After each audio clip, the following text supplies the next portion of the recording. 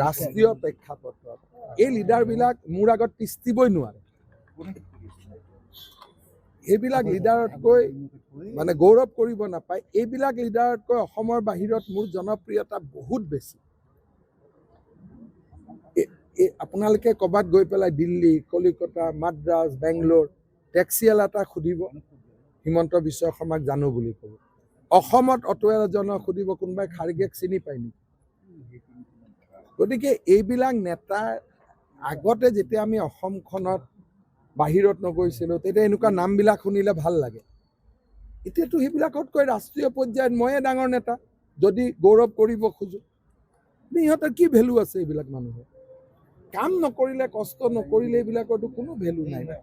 কষ্ট কৰিব লাগিব। খাৰ্গে ইয়াত আহি কেইখন মিটিং কৰিলে।